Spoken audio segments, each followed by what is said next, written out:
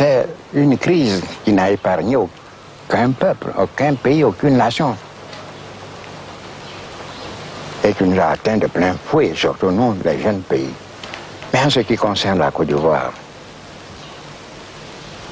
nous avons deux grandes ressources, deux principales, le café, le cacao. Ces deux productions ne sont pas atteintes par la crise.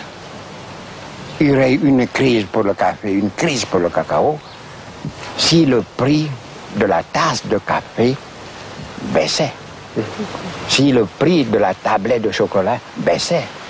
Or, n'en est rien.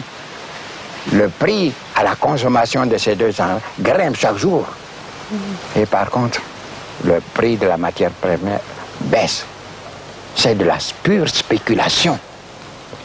Tant que l'esprit de spéculation présidera aux échanges entre pays nord-sud, il n'y aura pas de solution à nos problèmes. Il faudra attendre que les spéculateurs, peut-être un peu rassasiés, permettent de reprendre le cours normal des choses. J'ai reçu Mitterrand ici. Je lui ai dit ceci.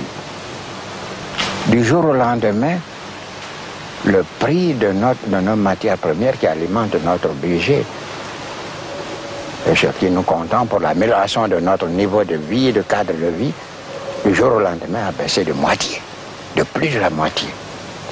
Est-ce que dans les pays développés, si vous arrivez à subir une telle diminution, est-ce que vous mesurez la tempête de protestation, voire de révolte, qui menacerait vos régimes? Nous sommes obligés d'accepter, parce que nous ne pouvons rien faire. Qu'est-ce qu'on nous reproche? On nous retorque chaque fois. C'est la loi du marché.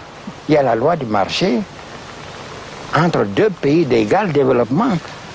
Mais quand un pays fixe le prix des matières premières du partenaire, les marchandises qu'il exporte chez ce partenaire, fabriquées le plus souvent à partir des matières premières insuffisamment payées, en plus des services qui coûtent cher.